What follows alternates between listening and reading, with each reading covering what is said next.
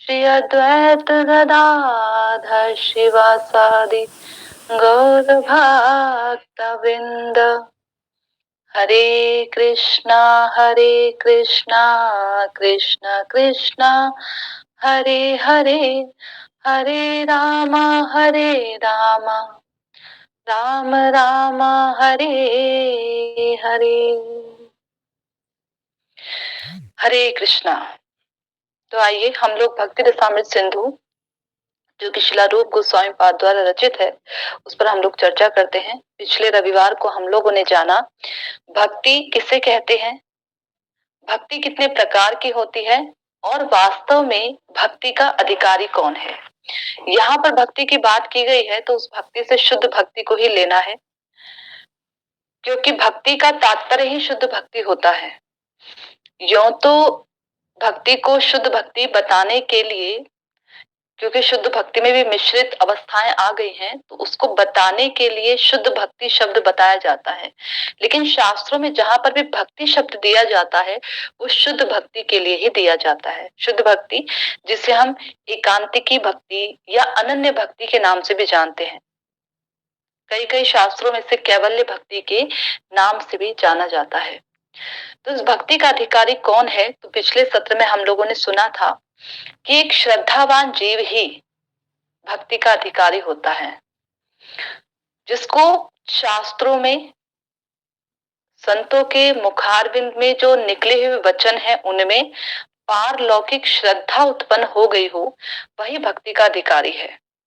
जिसको भगवान के भक्ति के जो अंग हैं, श्रवण कीर्तन नवदा भक्ति जो है, उनको करने में जिसको श्रद्धा उत्पन्न हो गई हो, उसके हृदय में भगवान की कथाओं के प्रति श्रद्धा उत्पन्न हो गई हो, ऐसा व्यक्ति ही भक्ति का अधिकारी कहा जाता है।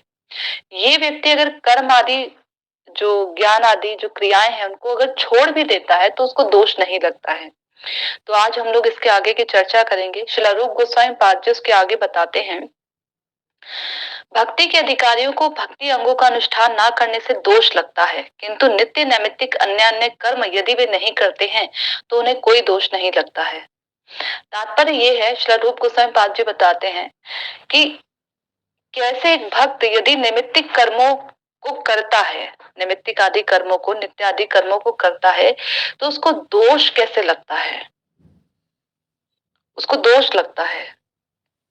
जो भी कार्मिक क्रियाएं हैं, कर्म आदि जो हैं, वो सभी नैमित्तिक क्रियाओं के अंदर आते हैं। नैमित्तिक यानी कि किसी निमित्त के द्वारा किए जाते हों, या तो वो किसी के निमित्त बने हो या उनको किसी निमित्त के लिए किया जाता हो, किसी इच्छा की प्राप्ति के लिए किया जाता हो, ये कार्य निमित्तिक कार्य होते हैं।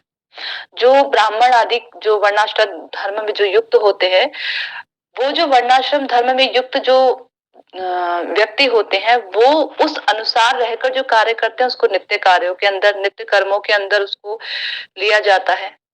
और नित्य कर्मों से जो ऊपर के कर्म होते हैं उन कर्मों को भक्ति युक्त कर्म कहा जाता है। यों तो भक्ति के लिए कर्म शब्द जो है वो इस्तेमाल नहीं किया जाता है, क्योंकि भक्ति किसी भी कर्म के अंतर्गत नहीं आती है। भक्ति शुद्ध सत्वमय होती है। ये तीनों गुणों से ऊपर की वस्तु होती है भक्ति। तो जो भक्त है यदि वह नैमित्तिक कर्मों को या नित्य कर्मों को करता है, किसी भी कारण से करता है, तो उसको दोष लग जाता है।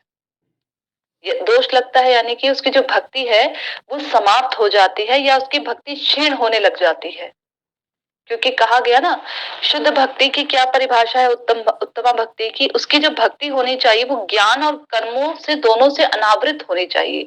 यदि उसकी भक्ति जो है वो ढकी हुई है कर्मों के द्वारा, ज्ञान के द्वारा, तो उसकी भक्ति उत्तम भक्ति नहीं कही जाएगी।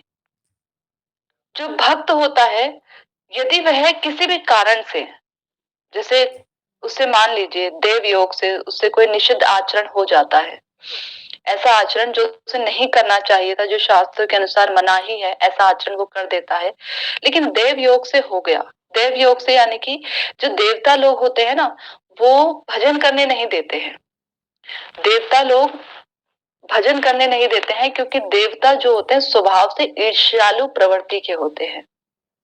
तो जो इंद्र वरुण देव आदि होते हैं, सूर्य देव चंद्र देव, ये ये भक्ति करने नहीं देते। यदि कोई जीवात्मा भक्ति करना चाहे तो भक्ति नहीं करने देते हैं। क्यों? क्योंकि कोई भी जीवात्मा भक्ति करेंगे तो वो अपनी उनकी जो इंद्रियां हैं वो संयमित हो जाएंगी, सीमित हो जाएंगी भोगों को लेकर। और इंद्रियों के प्रत्येक इंद्रिय का एक एक देवता होता है। हर एक इंद्रिय पे एक एक देवता विराजमान होता है। तो जो देवता है वो उन इंद्रियों के द्वारा भोग ग्रहण करते हैं। जैसे याज्ञिक क्रियाएं आदि करते हैं, इनके द्वारा भी जो देवता लोग होते हैं वो भोग आदि ग्रहण करते हैं, क्योंकि जो देवता है उनका अन्न ही यही होता है। प्रत्येक इंद्रिय का, जैसे जिह्वा का वरुण देव होते हैं, नेत्र के जो नेत्र पर जो देवता बैठते हैं वो सूर्य देव बैठते हैं।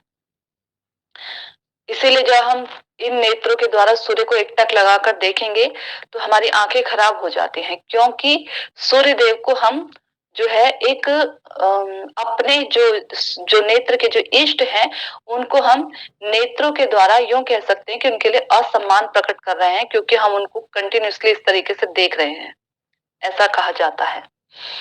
हाथ के जो देवता होते हैं वो इंद्र देव होते हैं, मन के चंद्र होते हैं, इसलिए मन हमेशा चंचल रहता है। जैसे चंद्रदेव होते हैं ना, उनको ये श्राप मिला था इनसे, शुक्राचार्य जी से नहीं, दक्ष प्रजापति से श्राप मिला था चंद्रदेव को कि तुम जो है तुमको ये क्षय रोग हो जाएगा, तुमको क्षय रोग। तो वो क्या होता है, उनको हम देखते हैं चंद्रमा जो है 15 दिन में घटते हैं, 15 दिन में बढ़ते हैं। बढ़ते तब हैं जो वो चंद्रदेव जो है उनसे क्षमा याचना कर लेते, क्योंकि पहले जो चंद्र थे वो पूर्ण कला में ही रहा करते थे। लेकिन दक्ष प्रजापति के श्राप मिलने के बाद चंद्र को क्षय रोग हुआ, और हम देखेंगे कि चंद्र पे हमें कुछ धब्बे दिखाई देते हैं। साइंटिफिकली साइंटिस्ट ऐसा कहते हैं कि वो चांद पे गड्ढे बने हुए हैं, लेकिन वास्तव में हमारे शास्त्रों के अनुसार चंद्रदेव को क्षय रोग होने का श्राप मिला था दक्ष प्रजापति के द्वारा। क्यों मिला था? क्योंकि उन्होंने जो है अपनी स्त्री के होते हुए भी दूसरे से जो है दक्ष प्रजापति की जो पुत्री थी उनको कष्ट दिया था, यूं कह सकते हैं हम। तो चंद्रदेव जो है वो अत्यंत ही चंचल स्वभाव के होते हैं, तो इसलिए मन को हम देखते हैं मन बड़ा चंचल होता है। तो जिनकी जो कुंडली आदि में जिनका चंद्र बहुत ऊपर उसमें तिथि में देखा जाता है, जो उनके स्थान बने होते हैं, अलग अलग कुंडलियों में स्थान बने होते हैं, उस स्थान पर देखा जाता है, तो देखा जाता है इनका जिसका चंद्र जो है, जिसका जो चंद्र का जो स्थान है वो बहुत ही अगर निकृष्ट है तो उसका मन भी जो है वो नीचे की तरफ को ही अधिक जाता है, उसका मन चलायमान रहता है। जिसके स्वामी चंद्र होते हैं, जिनके जिनके क्या बोलते हैं उनको, राशियों के स्वामी जो चंद्र होते हैं, उनका मन जो है वो एक स्थान पर स्थिर नहीं रहता है। ऐसे कुंडली के द्वारा ऐसे कहा जाया जाता है। नाक सुगंध के जो होते हैं उसमें अश्वनी कुमार होते हैं, त्वचा के वायु होते हैं, वाणी अग्नि होती है। इसलिए बोला जाता है कि किसी के यदि हम दोषों को बोलते हैं, अपनी अपनी प्रशंसा करते चले जाते हैं, अपनी प्रशंसा करते चले जाते हैं, तो हमारी वो जो प्रशंसा होती है ना वो जल जाती है, अग्निदेव उसको जला देते हैं, फिर वो गुण हमारे अंदर रहता नहीं है। और यदि हम किसी व्यक्ति की निंदा करते जाते तो क्योंकि जिह्वा पे वरुण देव होते हैं, तो वरुण देव के द्वारा वो सारे गुण अपने आप हमारे अंदर आ जाते हैं। वो सारे अवगुण जो होते हैं जिसपे हम निंदा कर रहे होते हैं दूसरे की, वो सारे अवगुण हमारे अंदर आ जाते हैं। पांव के उपेंद्र होते हैं और अहंकार के रुद्रदेव होते हैं। अहंकार के जो होते हैं वो शिवजी जी नहीं होते हैं, शिवजी सदाशिव अलग है। जिनका वैष्णव लोग व्रत रखते हैं वो सदाशिव हैं। जैसे भी शिवरात्रि आ रही है ना, आने वाली है शिवरात्रि, तो वैष्णव लोग किनका व्रत रखते हैं? सदाशिव का व्रत रखते हैं। वैष्णव लोग रुद्र का व्रत नहीं रखते हैं, 12 रुद्र होते हैं, इनका व्रत नहीं रखते हैं वैष्णव लोग। वैष्णव लोग रखते हैं शिवजी जी का व्रत। जो सदाशिव होते हैं उनका व्रत वैष्णव लोग रखते हैं। वो भी क्यों रखते हैं? उनको वैष्णव जान, परम वैष्णव जान उनका व्रत रखते हैं। जो शिव तत्व है वो थोड़ा अलग है, शिव तत्व में विष्णु तत्व भी सम्मिलित होता है, तो इसलिए एक दृष्टि से उनका व्रत रखा जाता है, विष्णु तत्व की दृष्टि से, सदाशिव की दृष्टि से व्रत रखा जाता है।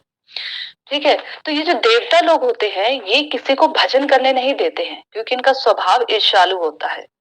तो जब कोई भक्ति में आगे बढ़ रहा होता है या जो बहुत एकांतिकी होकर भक्ति करना चाहता होता है तो देवता लोग क्या करते हैं, भोगों में इन इंद्रियों को लिप्त करवा देते हैं, जिसके कारण ये इंद्रियां इन भोगों में लग जाती हैं। और ये जो मन मन की सहायता से ये सारी की सारी इंद्रियां जो हैं फिर भोग में युक्त होने लग जाती हैं और भजन पथ से दूर चली जाती है। तो यहाँ बताया देव योग से यदि कोई निषिद्ध आचरण कर भी देता है, ऐसा कोई आचरण कर देता है जो कि शास्त्रों में उसको करना मना है, तो भी अगर वो उसके लिए ऐसे भक्त को प्रायश्चित करने की आवश्यकता नहीं है। उसको खूब जो है, जैसे प्रायश्चित के लिए नियम बताए गए, हरि भक्ति विलास में प्रायश्चित के लिए नियम बताए गए हैं कि जैसे कोई मदिरा पान कर ले, कोई अगर मदिरा का पान कर लेता है तो उसके लिए बताया गया है कि उसको प्रायश्चित के तौर पे गरम गरम घी, खौलता हुआ जो घी होता है उसको पी लेना चाहिए, खौलते हुए घी को उसे पी लेना चाहिए प्रायश्चित के तौर पे। अब कोई ऐसा व्यक्ति उस गरम गरम घी पिएगा तो उसके बाद उसको जीवित तो रहना नहीं है, उसने इस तरीके से पी ले तो पहले तो घी ही नहीं पचेगा, ऊपर से खौलता हुआ घी पी ले तो वैसे ही नहीं बचेगा। चांद्रायण आदि जो व्रत होते हैं, कोई पर स्त्री गमन कर ले, पर पुरुष गमन कर ले तो उसके लिए चांद्रायण आदि व्रत किए जाते हैं। इस प्रकार से ऐसे भक्त को जो एकांत की भक्त होता है, पहले तो उससे कोई अपराध होता नहीं है, पहले तो वो कोई निषिद्ध आचरण करता नहीं है, अपराध नहीं निषिद्ध आचरण, पहला तो वो भक्ति से विपरीत जाके कोई आचरण करता नहीं है। पर फिर भी अगर हो जाता है पूर्व कर्म के द्वारा, पूर्व कर्म की वृत्तियों के द्वारा या उसके संस्कारों के द्वारा या देव योग से, या फिर उसने कोई वैष्णव अपराध कर दिया हो उसके योग से, अगर उससे कोई निषिद्ध आचरण हो भी जाता है तो ऐसे व्यक्ति को प्रायश्चित करने की आवश्यकता नहीं है। जो शास्त्रों में बताए गए हैं उसके लिए क्या प्रायश्चित है, उसके लिए केवल एकमात्र यही प्रायश्चित है कि ऐसा व्यक्ति भजन करे। जो कुछ उससे हुआ था उसको बहुत निंदनीय जान, उसको छोड़कर वो भगवान के चरणों में आर्त स्वर से पूरी तरह से शरणागत होकर अब दोबारा से भजन करना शुरू करे।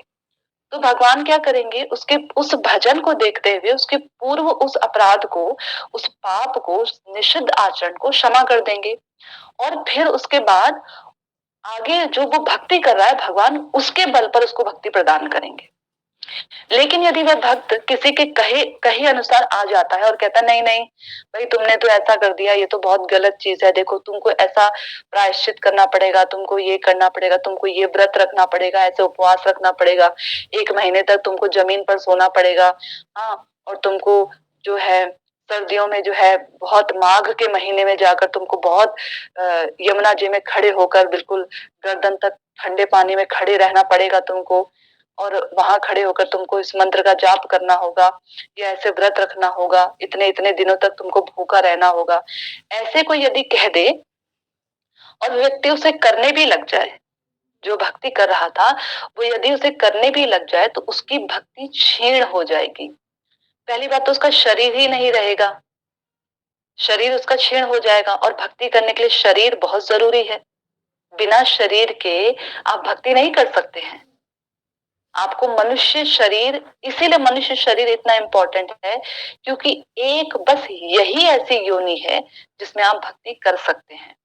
और मनुष्य शरीर में भी 4 प्रकार के प्राणी होते हैं ना, उन 4 प्रकार के प्राणियों में जो अर्ध विकसित प्राणी होता है, पूर्ण विकसित प्राणी तो भक्ति कर ही रहा है, लेकिन जो अर्ध विकसित प्राणी होता है ना वो व्यक्ति भक्ति करता है, जिसकी बुद्धि अर्ध विकसित होती है, जिसकी बुद्धि थोड़ी थोड़ी संसार में भी लगी होती है और थोड़ी थोड़ी उसकी बुद्धि विरक्त भी होती है, ऐसा व्यक्ति भजन करने लगता है। वो व्यक्ति भी भजन नहीं कर सकता जिसकी बुद्धि जो है पूरी तरह से विषय भोगों में लिप्त होती है, मुकुलित चेतना वाले, ये लोग भजन नहीं कर पाते हैं। ये क्योंकि इनकी बुद्धि विषयों में इतनी लगी रहती है, इतनी लगी रहती है कि विषयों से ऊपर कुछ सोच ही नहीं पाते, केवल इतना ही सोच पाते हैं ये हमारा परिवार है, ये हमारे बच्चे हैं, ये हमारी पत्नी है, हमको इनको देखना है, इनको सेटल करना है, फिर हमारा इनको सेटल करना मतलब हमने गंगा नहा लिया, हमने अपने जीवन के सारे कर्तव्यों को पूरा कर लिया, इनके प्रति हमें वफादार रहना है और इनके जो फिर उनके जो बच्चे हो जाते हैं उनकी देख रेख करना है क्योंकि ये हमारा कर्तव्य है, घर आदि को देख रेख करना है क्योंकि हमारा कर्तव्य है। बस वो इसी में रमण करते रह जाते हैं। हमने इस रिश्तेदारी को देखना है, हमने उस संबंध को देखना है, क्यों? क्योंकि हमने समाज में रहना है, इसलिए हमने इन सब चीजों को देखना है। यदि इन सब चीजों को नहीं देखेंगे तो हम समाज से बहिष्कृत कहे जाएंगे और फिर हमें कोई पूछेगा नहीं, मरने पर हमें चार कंधा देने कोई नहीं आएगा। ऐसा जिसकी प्रवृत्ति होती है केवल जिह्वा से लेकर बिस्तर तक ही जिसकी विचार घूमते हैं, वह व्यक्ति मुकुलित चेतना वाला होता है। उसको भजन से लेना देना नहीं होता, वो मनुष्य होने पर भी पशु समान है। वो मनुष्य है, आ गया, उसने कुछ ऐसे कर्म कर दिए थे सौभाग्यवश कि उसको मनुष्य जीवन की प्राप्ति हो गई, लेकिन क्योंकि उसने भक्ति युक्त पूर्व जन्मों में कोई भी क्रियाएं नहीं की थी, उसके कोई भी संस्कार उदित नहीं हो पाए, इस कारण से उसकी जो चेतना है वो बंद रह गई और फिर बंद चेतना वाला व्यक्ति भक्ति नहीं कर सकता। हाँ, जिसकी चेतना थोड़ी विकसित हो गई, थोड़ी थोड़ी उसको समझ में आने लगा, अरे इस संसार में दुख है और इस दुख से बाहर निकलने का एकमात्र उपाय है भगवान की भक्ति। भगवान की भक्ति क्यों करें? क्योंकि भगवान ही एकमात्र हमारे बंधु बांधव हैं। तो अब क्या होगा? अब वो ज्ञान से हटकर भक्ति की ओर मुड़ गया। पहले वो भक्ति पहले क्यों जुड़ रहा था भगवान की तरफ? चार प्रकार के लोग भगवान की तरफ मुड़ते हैं भगवत गीता के अनुसार: आरती, जिज्ञासु, ज्ञानी और अर्थार्थी। ये चार प्रकार के लोग ऐसे होते हैं जो भगवान की ओर मुड़ जाते हैं। तो जो धन को प्राप्त करने के उद्देश्य से उसको पैसा चाहिए था, गरीब था या उसके पास कम पैसा था, उस उद्देश्य से भगवान का भजन आदि करते हैं। कई लोग सत्यनारायण की कथा रखवाते हैं, सत्यनारायण की पूजा करवाते हैं। शादी के बाद ये एक प्रचलन सा चल गया है कि शादी के बाद कथा करवाएंगे जी, किसकी? सत्यनारायण जी की कथा करवाएंगे। प्रचलन सा चल गया है। क्यों करवाएंगे? क्योंकि मंगल होगा, घर में मंगल आएगा। तो इस प्रकार से जो क्रियाएं करते हैं, धीरे धीरे करते यदि वह इसमें कोई भक्ति युक्त कर्म करता है, जैसे कि जब सत्यनारायण भगवान की कथा की जाती है तो उसमें विष्णु जी का विग्रह रखा जाता है, विष्णु जी की फोटो रखी जाती है, तो उसमें उन्हें तुलसी देना, तुलसी दल अर्पित किया जाता है। तो वो तुलसी दल अर्पित करना ही एक भक्ति बन गया, चाहे वो जानबूझकर ना की गई हो, अज्ञानतावश की गई हो, लेकिन भगवान उसको भी स्वीकार कर लेते हैं। तो धीरे धीरे सारे के सारे जितने भी भक्ति युक्त जो हैं, उन्मुखी सुकृतियां होती हैं, ये सारी सुकृतियां जब मिलकर उसको जब मनुष्य जीवन प्राप्त होता है और उस मनुष्य जीवन में उसकी जब ये सुकृतियां अंकुरित हो जाती हैं एक भक्त के संग से, भक्त की कृपा से, तो वह व्यक्ति जो है पारलौकिक श्रद्धा उसके हृदय में उत्पन्न होने के चांसेस होते हैं। तब वह व्यक्ति भजन करना शुरू करता है जब उसके हृदय में श्रद्धा उत्पन्न हो जाती है। लेकिन वही व्यक्ति यदि कर्म के चक्कर में पड़ जाता है तो उसकी जो भक्ति है वो सदा के लिए समाप्त हो जाती है, क्योंकि शुरू की थी ना, तो सदा के लिए समाप्त हो जाती है। जैसे कि चैतन्य चरितामृत में एक सुबुद्धि राय नाम के एक राजा थे तो राजा, लेकिन क्योंकि उस समय मुसलमानों का शासन आदि था, तो वो सुबुद्धि राय जो होते हैं वो उनसे कुछ ऐसी घटना हो जाती है जिसके कारण उनको जो जो मलिच्छ राजा होते हैं वो उनको, उनकी पत्नी सुझाव देती है कि इनको पानी पिला देना चाहिए। पहले क्या होता था, जब मुसलमान के हाथों का पानी पी लेते थे या उनसे छू जाते थे तो जो वहां के जो ब्राह्मण लोग आदि होते थे, जो उच्च कुल के लोग होते थे, वो उन्हें जात निकाला दे देते थे कि अब हमारी जाति से बहिष्कृत हो चुके हैं, ये भी मलिच्छ जाति में जा चुके हैं। तो इस कारण से सुबुद्धि राय को जब बरबस जल पिलाया गया तो उनको जाति निकाला दे दिया, तो उनको बहुत दुख हुआ। उन्हें लगा कि अब बस मतलब क्या प्रायश्चित होना चाहिए, तो वो बहुतों के पास जाते हैं जब उसका प्रायश्चित लेने के लिए, तो सभी लोग बोलते हैं, कुछ जो वेद वेदाज्ञ पंडित आदि होते हैं, वो बोलते हैं भाई देखो, तुम तो अब तुम्हारे पास अब कुछ रह नहीं गया है, अब तुम जब नया जीवन धारण करोगे तब तुम्हारा कोई कल्याण हो सकता है, तो तुम एक काम करो, आत्महत्या कर लो, ये शरीर का त्याग करना ही तुम्हें पड़ेगा, और कोई चारा नहीं है। तो यही सुबुद्धि राय जब महाप्रभु की महिमा सुन के महाप्रभु के पास आते हैं, तो महाप्रभु उन्हें कहते हैं कि ऐसा करने की आवश्यकता नहीं है, ये कलयुग है और इसमें ये सब चीजें हो जाया करती हैं, तो तुम एक काम करो, हरि नाम करो और वैष्णव सेवा करो, ये दो कार्य तुम करो। और फिर जब तुम ऐसा कार्य करोगे तो तुम्हें अन्य कोई प्रायश्चित करने की आवश्यकता नहीं है, तुम्हें भक्ति की प्राप्ति होगी, वो भी कृष्ण प्रेम की प्राप्ति होगी तुमको। तो सुबुद्धि राय चैतन्य महाप्रभु के आदेश अनुसार ऐसा ही करते हैं। तो इससे पता लगता है कि यदि कोई व्यक्ति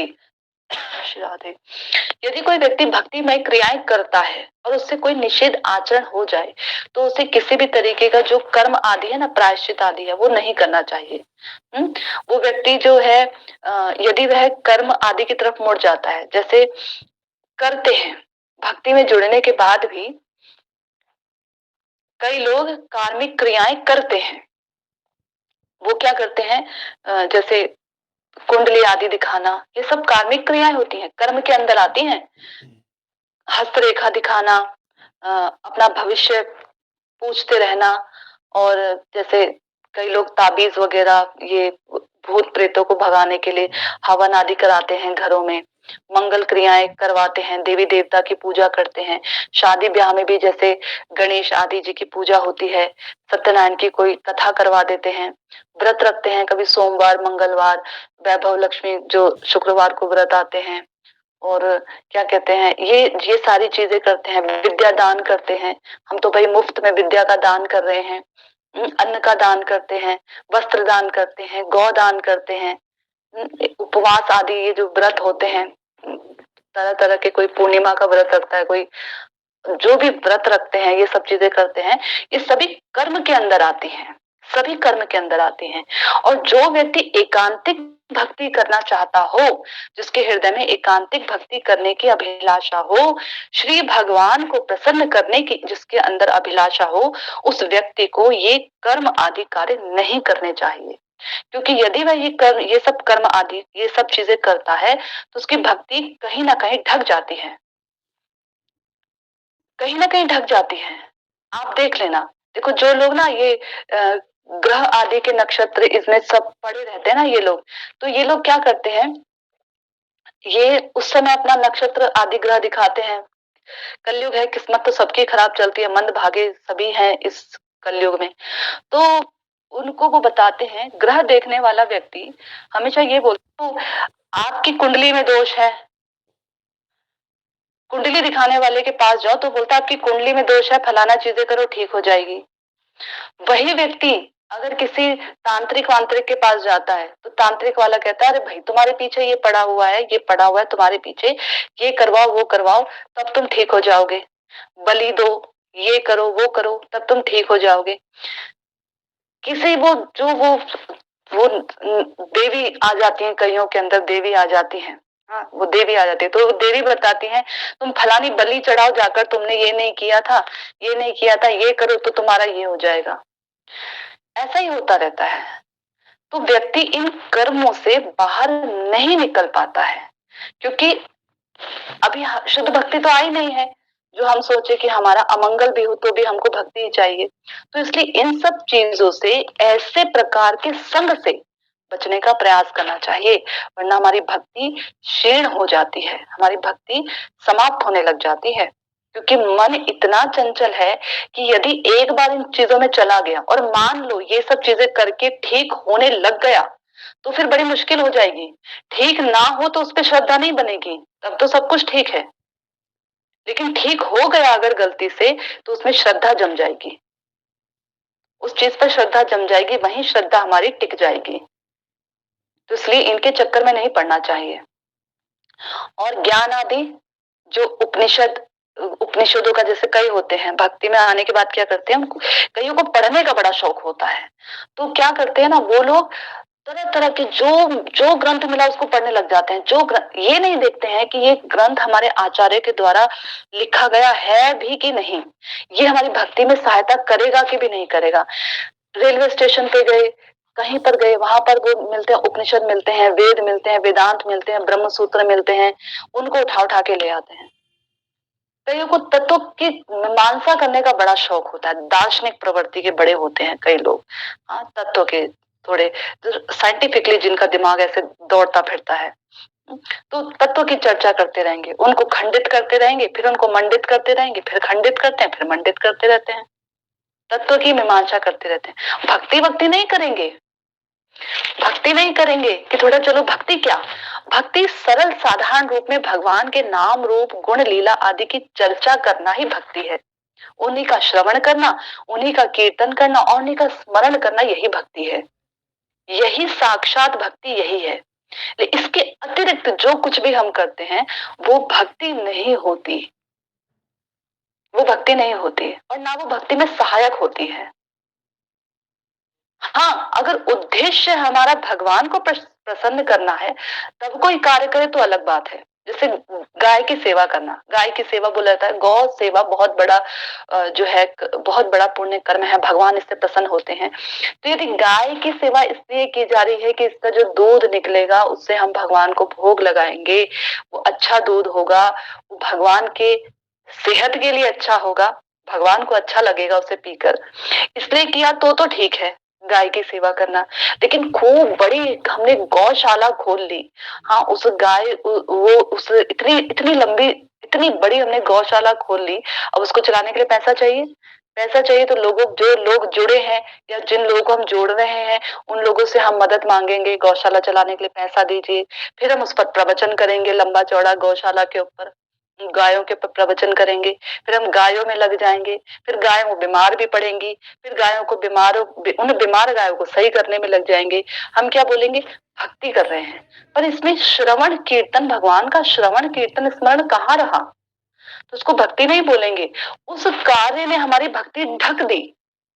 जो समय हम भक्ति में लगाते थे, जो चर्चा हम भगवान के लिए करते थे, भगवान की लीलाएं जब हम कहते थे, अब हम गायों के बारे में बता रहे हैं, गायों के विषय में बता रहे हैं, तो वो भक्ति कहाँ रही। गाय भगवान थोड़ी ना है। गाय का गाय का श्रवण कीर्तन करने से हमारे चित्त का जो अशांत हृदय है, हमारा मलिनता है हमारी चित्त की, वो दूर थोड़े ना होगी गाय की चर्चा करने से, वो दूर नहीं होगी। भगवत चर्चा करने से चित्त की मलिनता दूर होगी, ऐसा शास्त्र बताते हैं। गाय की चर्चा करने से मलिनता दूर होती है ऐसा तो कहीं शास्त्र में नहीं लिखा, लेकिन क्या है हम लोग फिर इसमें पड़ जाते हैं। तो ये सब चीजें क्रियाएं करने से हमारी भक्ति जो है, भक्ति देवी भक्ति ढक जाती है।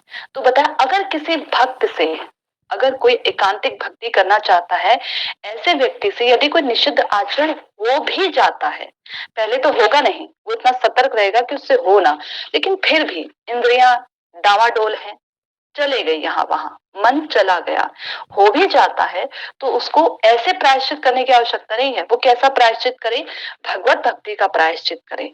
भगवत भक्ति का प्रायश्चित यानी भगवान के विषय में और कथाएं सुनने लग जाए। अब हमारा चित्त क्यों चला गया, यानी वो समय हमने भगवान के विषय से हटाकर उस जगह लगा दिया था, इसलिए हमारा चित्त चला गया। गौर कीजिएगा, जिस क्षण हम भगवान के विषय में नहीं सोचते हैं, स्मरण नहीं करते हैं, वो क्षण हमारा विषयों में जाता है। कभी भी देख लीजिएगा, अगर हम हरि नाम भी कर रहे हैं ना, तो हरि नाम करते समय भी यदि हमारा चित्त भगवान के उसमें नहीं लग रहा है तो विषय की ओर जाएगा।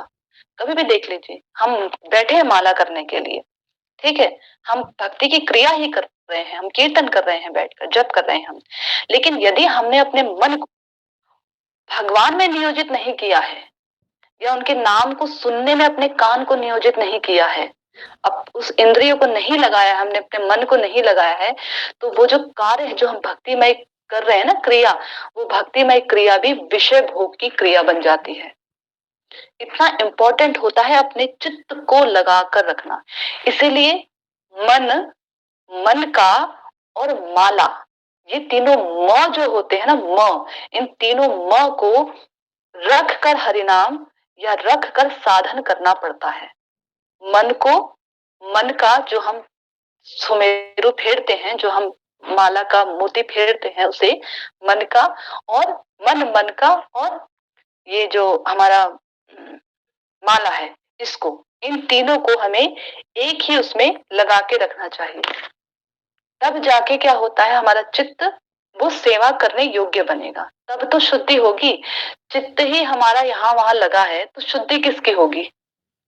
किसको शुद्ध करना है? चेतो दर्पण मार्जनम।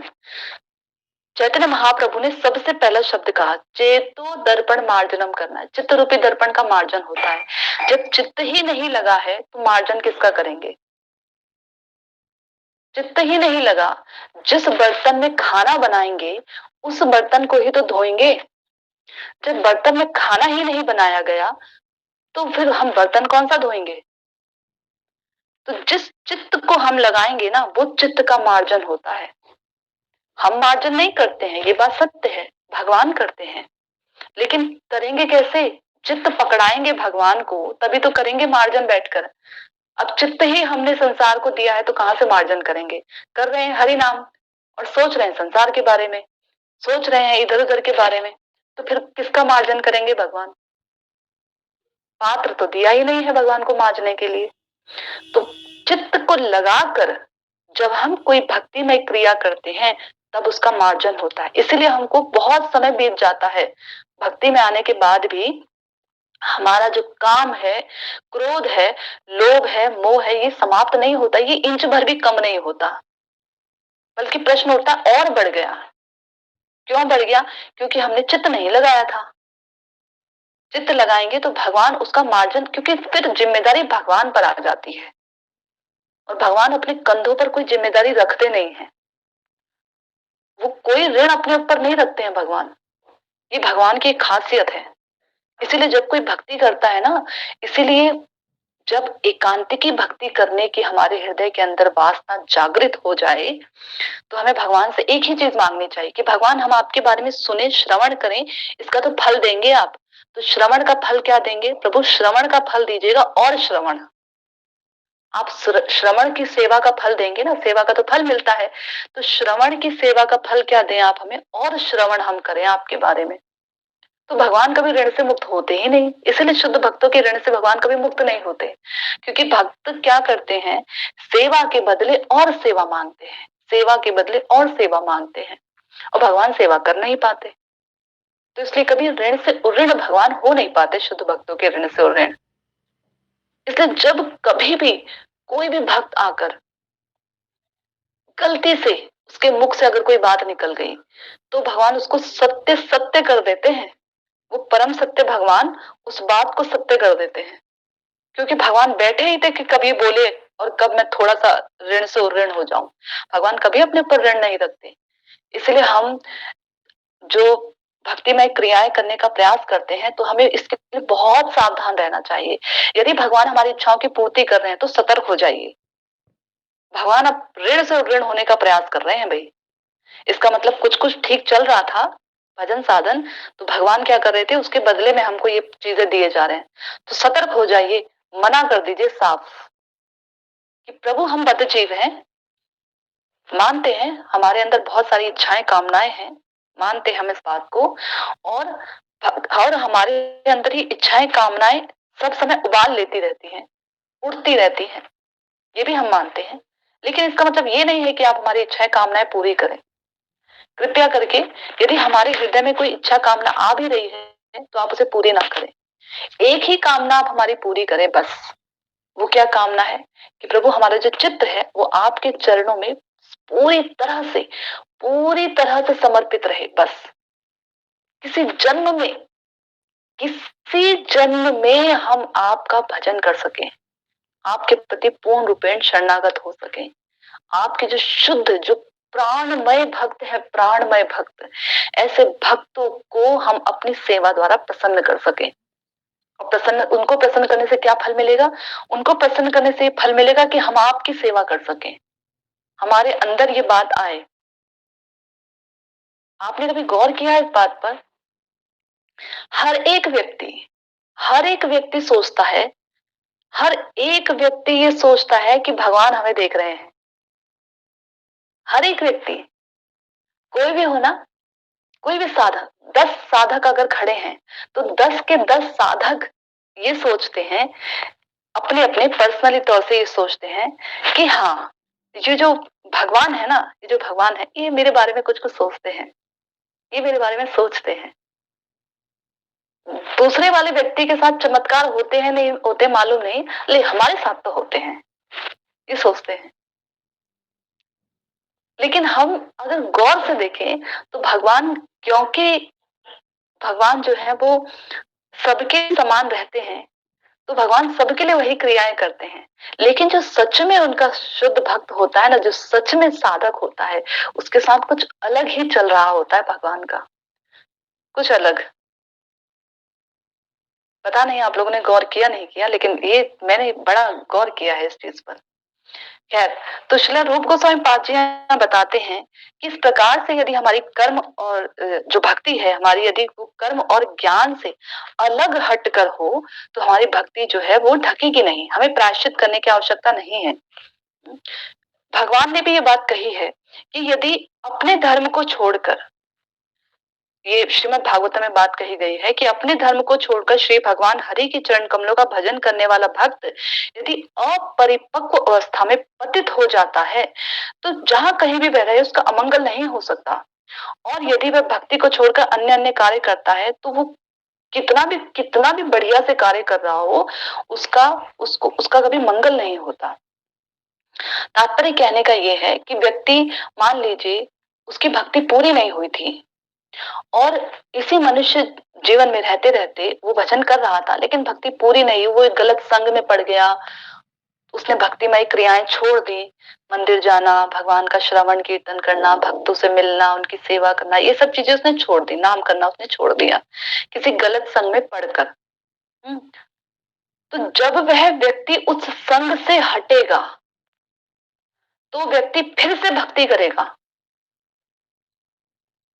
एक भक्त जब किसी कारण से गलत संग में पड़ गया, उसने भक्तिमय क्रियाएं छोड़ दी, तो जब वह उस संग से हट जाएगा, उस असत संग से हट जाएगा, उसके जीवन से वो असत संग चला जाएगा, तो वह फिर से भक्ति करना शुरू कर देगा। मान लीजिए कोई व्यक्ति अच्छा भक्त था, बहुत अच्छा भक्त था, लेकिन गलत संग के कारण वो शराब आदि का सेवन करने लग गया। अब ये शराब आदि 4 नियमों में से एक है जो नहीं किया जाता है, निषेध है ये, है ना?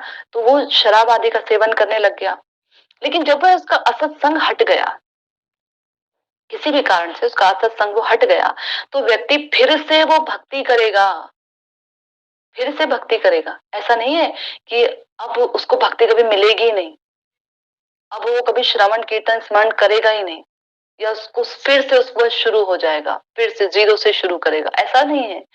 जहां छोड़ी थी, बल्कि भगवान उससे 1 इंच बढ़ाकर उसको भक्ति में आगे लगाते हैं। बढ़ाकर यानी उसको कष्ट होगा, उसको ग्लानि होगी उसने पूर्व में जो किया, और ये ग्लानि, ये अश्रु ही भक्ति में आगे बढ़ाते हैं। ज्ञान भक्ति में आगे नहीं बढ़ाता है। हम ये सोचे कि हम बहुत ज्यादा तत्ववेत्ता हो जाएं, बहुत ज्ञानी हो जाएं, शास्त्रों को बढ़िया से बोलना सीख जाएं, बढ़िया सब कुछ हो जाए, ये हमको भक्ति में आगे बढ़ाएगा। ये भक्ति में आगे नहीं बढ़ाता, ये तो लोगों को हमारे पास लाता है, लोगों को, जनसंघ को हमारे पास लाता है। भक्ति में आगे एकमात्र अश्रु ही बढ़ाते हैं।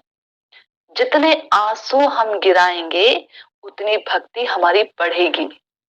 जितने अश्रु हमारे भगवान के सामने गिरेंगे, उतनी ही भक्ति बढ़ेगी। याद रखना, भगवान के लिए जब तक हम क्रंदन नहीं करेंगे, जब तक रोएंगे नहीं, भक्ति में आवेश नहीं आएगा, और आवेश युक्त भक्ति ही भक्ति कही जाती है। बिना आवेश के जो कुछ भी हम करते हैं, वो भक्ति नहीं होती। जब तक भगवान के लिए क्रंदन नहीं करेंगे, आप देखो ना, हमारे आचार्यों की प्रार्थनाएं देखो, उन सभी प्रार्थनाओं में वो रो रो कर भगवान से कृपा की याचना कर रहे हैं, रो रो कर कृपा की याचना कर रहे हैं। उनके अंदर तो ऐसा कोई अनर्थ भी नहीं है, वो बचपन से भक्त भी हैं, तो भी रो रो कर भगवान से कृपा की प्रार्थना कर रहे हैं।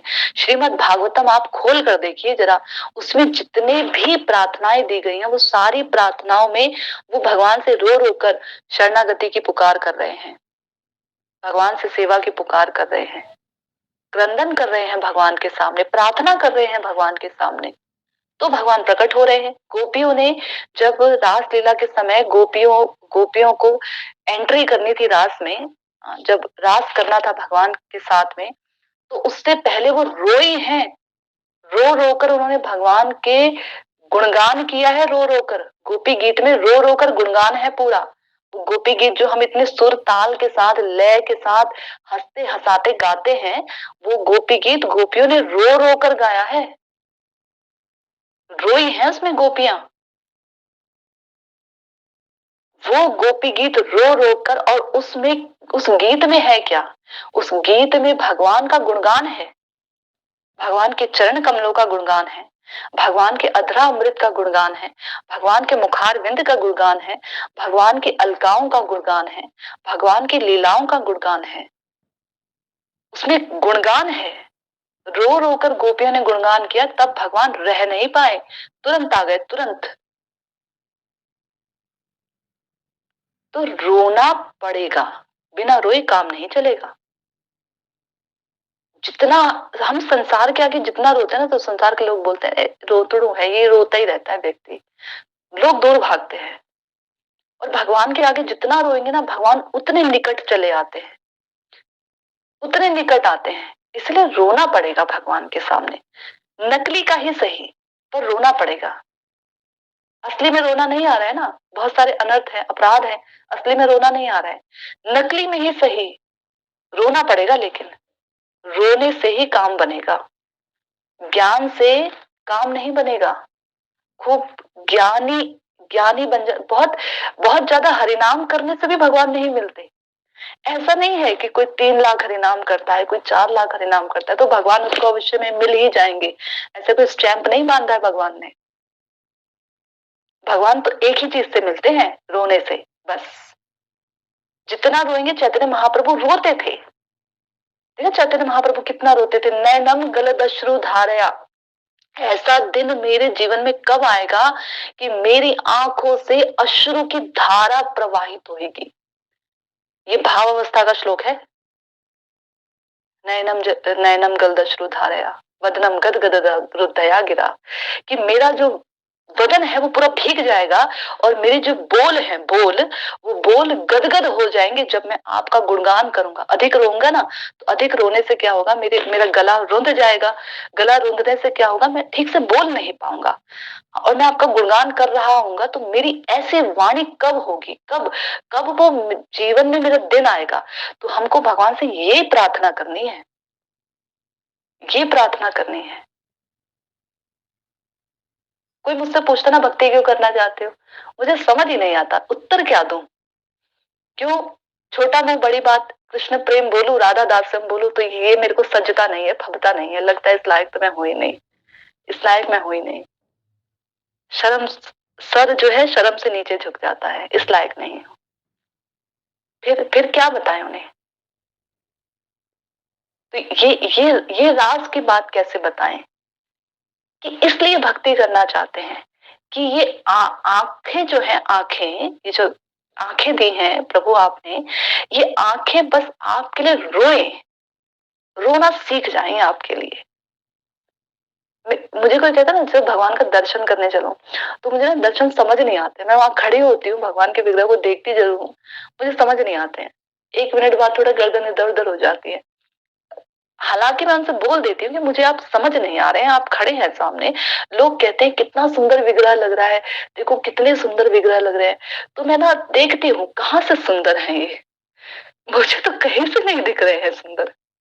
सुंदर है क्योंकि मैंने सुना है साधु पुरुषों से, शास्त्रों से सुना है, सुंदर है भगवान, बहुत सुंदर है भगवान, बहुत सुंदर है।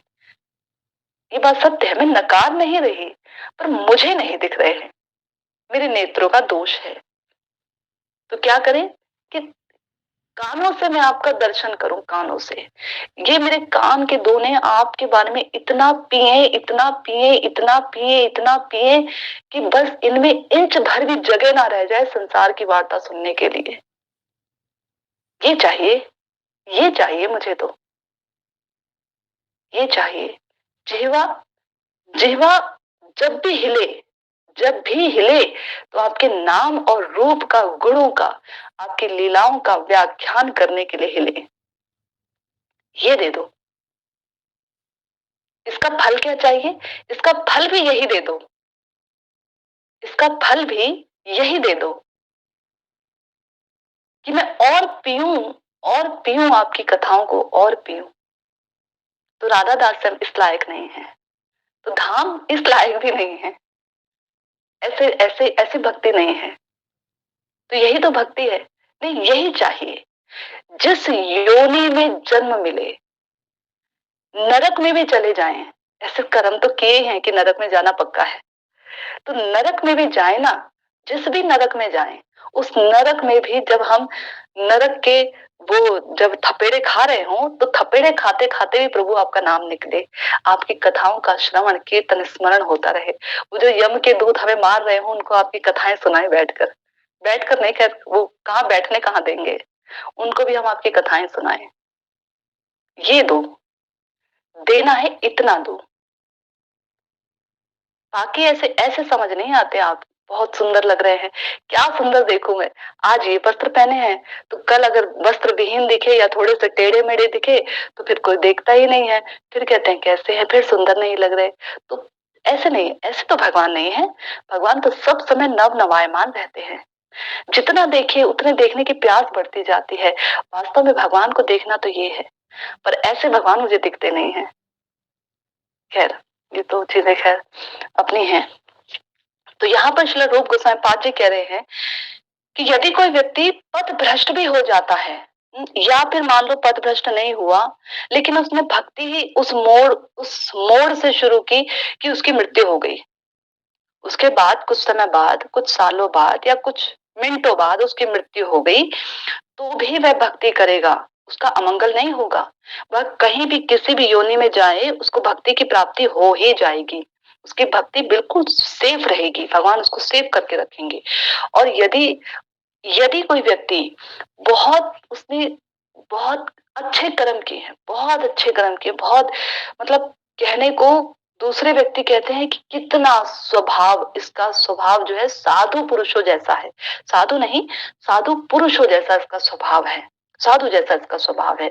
उसने कितने दान किए हों, कितना उसका हृदय बड़ा ही सॉफ्ट हार्टेड हृदय का हो, कोमल हृदय का हो वह व्यक्ति, दयालु हो, बहुत अधिक दयालु हो, दूसरे को गरीबी में देख के, दूसरे को दुख देख के उसको उसको आह निकल जाती हो उसके मुंह से, ऐसा व्यक्ति भी यदि भक्ति नहीं कर रहा है तो उसका जीवन व्यर्थ है, उसके अंदर कोई गुण नहीं कहे जाएंगे।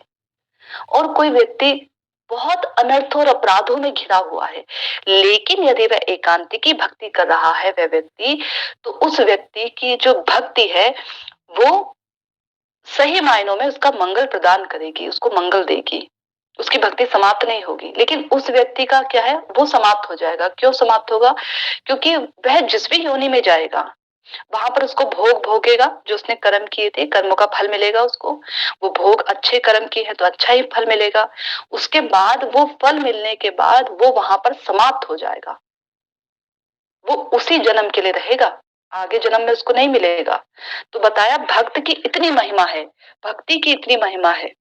आगे बता रहे हैं यहाँ पर कि ऐसा व्यक्ति जो एकांत की भक्ति करता हो वो समस्त प्रकार के ऋणों से मुक्त हो जाता हो। तो संशय उठ सकता है, भाई अगर हम कर्म आदि क्रियाएं नहीं करेंगे, हमें तो श्राद्ध करने होते हैं, हमें तो जो है कथाएं हवन आदि करने होते हैं, गृहस्थ हैं, क्या करें फिर?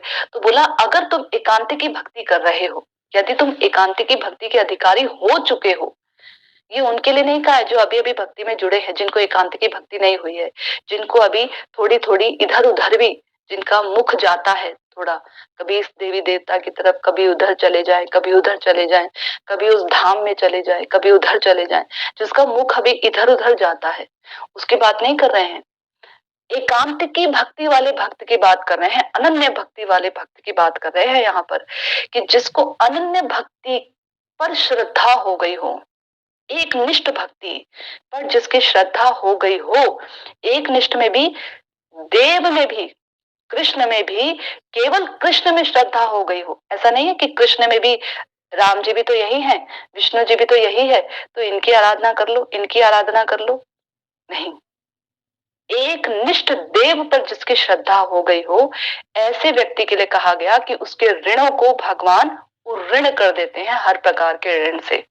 उसको चाहे देव ऋण चढ़ा हो, उस पर चाहे पितृ ऋण चढ़ा हो, उस पर जो भी ऋण चढ़ा हो, आसपास के प्राणियों का ऋण चढ़ता है, प्राणियों ने हमारी मदद की है, प्राणी मदद करते हैं, लोग मदद करते हैं, जीव जंतु मदद करते हैं हमको, कोई जीवों से हमें कभी कुछ खाने पीने की वस्तु मिलती रहती है जीवों से, घर परिवार के लोग हमारी मदद करते हैं, जो ऋषि हैं वो हमारी मदद करते हैं, राजा हमारी मदद करते हैं, देवता लोग हमारी मदद करते हैं, ये सब के सब हमारी मदद कर रहे हैं।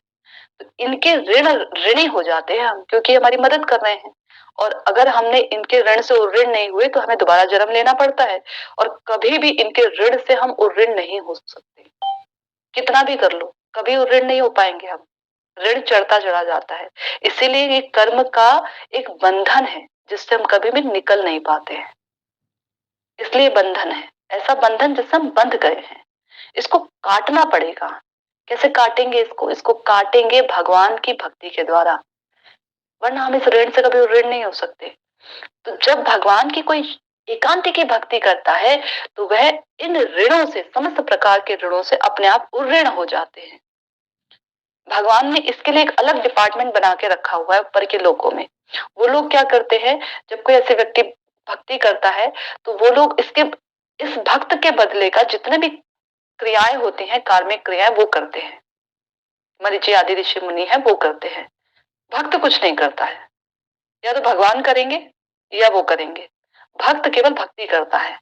तो ऐसा व्यक्ति जो है समस्त प्रकार के, यदि वह भजन करता है एकनिष्ठ होकर, तो उसके जितने भी प्रकार के जो भी उसके ऋण हैं वो ऋणों से उऋण हो जाता है।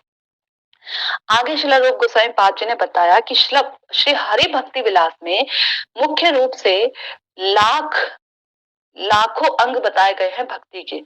अब लाखों भक्ति के अंग तो हम कर नहीं सकते हैं, हम लाखों अंग तो कर नहीं सकते हैं। तो श्रील रूप गोस्वामी पाद जी ने उन लाखों अंगों में से, इसलिए हर किसी को हरि भक्ति विलास पढ़ने को मनाही की जाती है, क्योंकि हरि भक्ति विलास पढ़ने से या तो आपकी बुद्धि इतनी तीक्ष्ण हो कि आप उसमें से उन चीजों को चुन सकें जो हमारी भक्ति में सहायक हो, वरना हर किसी को हरि भक्ति विलास ग्रंथ वो नहीं पढ़ पाता है, वो नहीं समझ पाएगा, बहुत हेर फेर बहुत है उसमें है। तो श्रील रूप गोस्वामी पाद जी ने 64 भक्ति के अंग निकाल दिए उन लाखों अंगों में से। अभी 64 भक्ति के अंग कौन से हैं, इनके विषय में हम लोग सुनेंगे, जितना हो सकेगा उतना आज सुन लेते हैं, उसके बाद बाकी जब प्रभु ने चाहा तब सुनाएंगे। तो पहला अंग है गुरु चरणों का आश्रय लेना। हमारी भक्ति कब शुरू होती है? जब कोई व्यक्ति गुरु के चरणों का आश्रय लेता है तभी कहा जाता है कि इसकी भक्ति शुरू हुई है। उससे पहले भक्ति नहीं हो रही है उसकी, उससे पहले उसका वो प्रयास चल रहा है। गुरु के चरणों का आश्रय लेना ही भक्ति कही जाती है। स्टार्टिंग पॉइंट है ये भक्ति के अंग का, स्टार्टिंग पॉइंट। अब किसी व्यक्ति ने दीक्षा तो ले ली लेकिन चरणों का आश्रय नहीं लिया। दीक्षा तो ले ली, ये क्रिया तो उसने कर दी, दीक्षा मात्र की जो मंत्र क्रिया लेने की क्रिया थी ये तो उसने कर ली, लेकिन आश्रय नहीं लिया। तो इसीलिए यहाँ कहा गया दीक्षा लेने को नहीं, चरणों का आश्रय लेना है, आश्रय लेना है। मात्र केवल मंत्र हेर फेर बदल लेने से दीक्षा नहीं हो गई। दीक्षा कब होगी? दीक्षा तब मानी जाएगी जब उन मंत्रों को, गुरु को स्वीकार करने के बाद, गुरु को वरण करने के बाद, उनके चरण कमलों की, उनसे दीक्षा आदि ली जाएगी, शिक्षा आदि ली जाएगी। उसके बाद गुरु की सेवा की जाएगी विश्वास पूर्वक। सेवा भी दो प्रकार से होती है, एक तो होती है जबरदस्ती, लोग क्या कहेंगे जी, एक होती है ऐसी सेवा गुरु क्या कहेंगे जी, जाना पड़ेगा, करना पड़ेगा। एक होती है ये, एक होती है विश्वास पूर्वक सेवा, विश्वास के साथ कि जिनकी हम सेवा कर रहे हैं इनकी सेवा से अवश्य में हमें कृष्ण की प्राप्ति होगी ही होगी, इसमें कोई संशय नहीं है, ऐसा विश्वास है ना। तो ये बताया, पहला गुरु चरणों का आश्रय लेना, दूसरा बताया श्री गुरु देव से कृष्ण दीक्षा आदि और भजन शिक्षा की प्राप्ति करना। हम इसी को थोड़ा डिटेल में बता देते हैं क्योंकि इसमें बाद में डिटेल में बताया गया है, पहले सारे 64 अंगों के बारे में संक्षेप में बता दिया गया है। तो उसमें बताया श्रील रूप गोस्वामी पाद जी ने कि गुरु कैसे होने चाहिए। तो बताया गुरु श्रवण कीर्तन आदि विषयों में पारदर्शी होने चाहिए। भगवान की जो नवधा भक्ति है, श्रवण से लेकर आत्मनिवेदन तक की, श्रवण कीर्तन स्मरण, श्रवण कीर्तन विष्णु स्मरण पाद सेवनम अर्चनम वंदनम दास्यम सख्यम आत्मनिवेदनम, ये जो 9 प्रकार की भक्ति है श्रवण से लेकर आत्मनिवेदन तक में, वो गुरु पारदर्शी होने चाहिए। पारदर्शी यानी गुरु के अंदर ये लक्षण दिखने चाहिए। श्रवण से लेकर आत्मनिवेदन तक के लक्षण गुरु के अंदर दिखने चाहिए। गुरु के अंदर एक भी अंग यदि कम है तो देखना चाहिए क्यों कम है।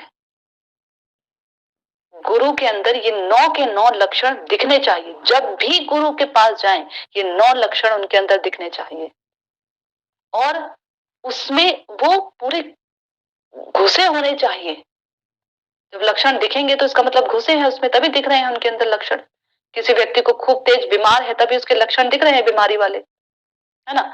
और भगवत निष्ठ होना चाहिए, भगवत निष्ठ होना चाहिए।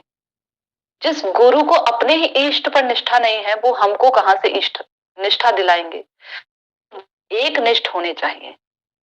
तो श्रवण कीर्तन आदि विषयों में पहले तो वो पारदर्शी होने चाहिए और उनके अंदर भगवान के प्रति निष्ठा होनी चाहिए। जो उनके पास होगा, वो धन जो उनके पास होगा वही धन वो हमें दे पाएंगे। वो धन अगर उनके पास नहीं है तो वो हमें नहीं दे पाएंगे, हम सूखे रह जाएंगे, दीक्षा लेने के बाद भी सूखे रह जाएंगे। इसलिए ये चीजें गुरु के अंदर होनी चाहिए। और वो गुरु धन से, लोभ से, क्रोध आदि से रहित होने चाहिए। ना उनको धन की पिपासा हो कि मेरे इतने शिष्य हो जाएं तो धन लेकर आए, ये कितना ला रहा है, ये कितना ला रहा है, ये तो कुछ नहीं लाया, तो इसकी तरफ देखो ही मत। दूसरे से बात करो, जो धनाढ्य है उसको सीट दो, उसको सबसे आगे बिठाओ, उससे बातचीत करो, उसी के घर जाओ, उसी को आशीर्वाद दो। और जो बेचारा गरीब है उसको कुछ नहीं, तुम जाओ भजन करो, जाओ दूर रहो, उसको कुछ नहीं। छोटी छोटी बात पे क्रोध आ गया, गुरु का कहीं असम्मान हो गया, क्रोध आ गया, भयंकर क्रोध। शिष्य ये देखेगा तो उसको भी यही आएगा सीखना, वो भी यही सीखेगा, छोटी छोटी बातों पे क्रोध। भगवत संबंधी चीजों पे क्रोध नहीं, वहां पर तो क्रोध आना चाहिए, वहां तो ठीक है। लेकिन उसके इतर, इसने मुझे सम्मान नहीं दिया, कि फलाना व्यक्ति के पास चला गया, मेरा असम्मान करके उसके पास चला गया, हा? इसने मुझे ये स्थान नहीं दिया, रहने के लिए मठ मंदिर बनाने के लिए ये स्थान नहीं दिया इसने, ये इतने पैसे वाला, इसने पैसा नहीं दिया, मैं आया मेरे लिए गाड़ी नहीं भेजी, मेरे लिए आसन नहीं दिए। क्रोध आ जाना, क्षण क्षण में क्रोध आ जाना। तो ऐसे गुरु से, लोभी गुरु से, लोभी गुरु नहीं होना चाहिए, लोभ नहीं होना चाहिए उसको, किसी भी चीज का, शिष्य का लोभ नहीं, पद प्रतिष्ठा का लोभ नहीं, किसी भी चीज का लोभ नहीं। किसका लोभ? भगवान के चरण कमलों के सौरभ का लोभ होना चाहिए, भगवान के चरण कमलों के मकरंद का लोभ होना चाहिए।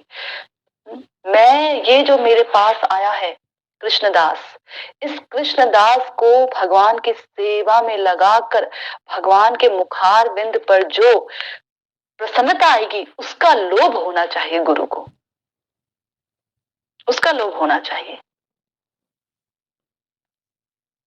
इसका, ये तो धन आदि वस्तु, ये सब चीजें तो संसार के लोग भी इसके पीछे भागते हैं।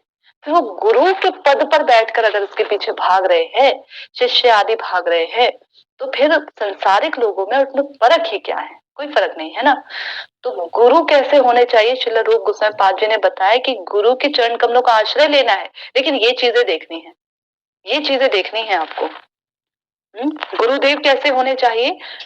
जब हम उनकी सेवा आदि करेंगे तो गुरु कैसे होने चाहिए? बोला श्री गुरुदेव को अपना हितकारी, हमें गुरुदेव की सेवा करनी है ना, तो निष्कपट भाव से सेवा करनी है। तो कैसे मानेंगे उनको कि ये गुरु हमारे हितकारी हैं?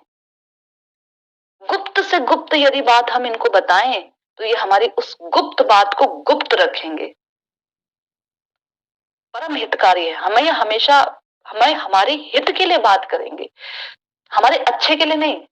जिसमें हमको अच्छा लगे वो बात नहीं करेंगे, जिससे हमारा हित हो। एक तो होता है अच्छा लगना, एक होता है बच्चा, जैसे बच्चे को सिगरेट पीना अच्छा लगता है, पार्टीज में जाना अच्छा लगता है, गलत संग में रहना अच्छा लगता है, वो अच्छा लग रहा है उसको, लेकिन वो हित नहीं है उसका। माता पिता क्या देखते हैं? हित देखते हैं। उसको उसको वो अच्छा लग रहा है, तब भी माता पिता उसको वो चीज देंगे नहीं। वो चाहे रोए, सर पटके, कुछ भी करे, वो देंगे नहीं, क्योंकि हित नहीं है। ऐसे गुरुदेव को क्या सोचना है? अपना हितकारी। ये हमारे हितकारी है, हमारे हित के लिए सोचते हैं। जो भी कह रहे हैं ये हमारे हित के लिए कह रहे हैं। अगर गुरु कह रहे हैं कि जाओ फलाने जगह पे जाकर अपना घर परिवार छोड़कर वहां जाकर तुम जाकर भजन साधन करो, ये हमारा हित है, परम मंगल है, कुछ ना कुछ इसमें छुपा है। ये हमें हमारे घर से अलग कर रहे हैं, हमें हमारे रिश्तेदारों से अलग कर रहे हैं, इसमें परम मंगल कुछ छिपा है, जरूर छुपा है। लेकिन हम तब ऐसा नहीं कह सकते हैं। गुरु को क्या पता, ये तो खुद ही वैरागी है, इन्हें क्या पता कि पत्नी पुत्र आदि इनको उठाना, इनकी जिम्मेदारियां उठाना भी एक भक्ति है, एक कर्म है। गुरु को क्या पता, ये तो केवल माला फेरते हैं। इन्हें शास्त्र की इतनी बातें, इन्हें शास्त्र के बारे में मालूम नहीं है। कोई पूछता है इनसे, ये इनसे तो बगल वाला ज्यादा अच्छे से श्लोक वगैरह में वर्णन करके हमें बता देता है। ये तो कुछ नहीं है जिनसे हमने लिया, केवल तो माला ही फेरते रहते हैं दिन रात बैठकर, और कुछ नहीं आता है इन्हें। ऐसा नहीं, फिर अपराध हो जाएगा। तो परम बांधव, यही हमारे बांधव है, यही हमारे सगे संबंधी हैं, यही हैं। और परम आराध्य श्री हरि स्वरूप उन्हें जानना चाहिए और निरंतर निष्कपट भाव से उनकी सेवा करनी चाहिए। ऐसे गुरु की निष्कपट भाव से सेवा करनी है। निष्कपट भाव यानी कि कुछ नहीं मांगना है उनसे। गुरु की गुरु है, बहुत अच्छे गुरु हैं, लेकिन उनकी हम सेवा किस लिए कर रहे हैं? गुरु के जाने के बाद ये जो मंदिर है, ये जो मठ है, ये हमारा हो जाएगा। गुरु के जाने के बाद गुरु हमको इतना वो दे देंगे, हमें अधिकार दे देंगे और हमें इजाजत दे देंगे कि हम सबको दीक्षा दे तो हम शिष्य बनाएंगे। वो शिष्य कोई हमारे पांव दबाएगा, कोई हमारा सर दबाएगा, कोई हमारे लिए खाना बढ़िया बढ़िया पकवान बना के ला रहा है, ऐसे। इसके लिए नहीं, निष्कपट भाव से गुरु की सेवा करनी है, कपटता नहीं होनी चाहिए। तो यहाँ पर श्रील रूप गोस्वामी पाद जी ने बोला, ये जो शुरू के 10 अंग बताए गए हैं भक्ति में, ये 10 अंग कर्तव्य हैं, एक साधक को करने ही पड़ेंगे, तभी उसकी भक्ति सक्सेस होगी। 10 अंग हैं, उसको करने ही पड़ेंगे। उसके बाद के जो 10 अंग बताए हैं वो निषेध हैं, उसको नहीं करने। वो 10 करने हैं शुरू के, 10 नहीं करने। उसके बाद के जो अंग बताए गए हैं 21 से लेकर 59 तक के जो बताए गए हैं, वो जो है वो साधक क्रियाएं हैं। साधक व्यक्ति को करने चाहिए, कर ले बहुत बढ़िया है, अच्छा ही है, कर ले तो। लेकिन उसके बाद जो 60 से लेकर 64 तक, 60 से लेकर जो 64 तक के अंग हैं, ये 5 अंग बताए गए हैं, भाव भाव उत्पन्न करने वाले हैं, भाव को उत्पन्न कर देते हैं। यदि कोई साधक थोड़ा सा भी संग देकर इन पांचों को करे तो भाव उदित कर देते हैं। इसका विशेष रूप से श्री रूप गोस्वामी पाद जी ने वर्णन किया है आगे जाके। तो हमारा तो समय हो गया है। आज तो प्रथम 4 ही हुए हैं जो गुरु और साधु को लेकर थे। उसके बाद 5वें से जो है हम लोग अगले सत्र में शुरू करेंगे। ठीक है, 4 तो हमारे हो गए हैं, 64 अंगों में से 4 हमने आज सुने हैं। तो हम लोग बाकी के अंगों के विषय में अगले सत्र में चर्चा करेंगे। ठीक है, हरे कृष्णा। वांछा कल्पतरुभ्यश्च कृपा सिंधुभ्य एव च पतितानां पावनेभ्यो वैष्णवेभ्यो नमो नमः। श्रील भक्तिवेदांत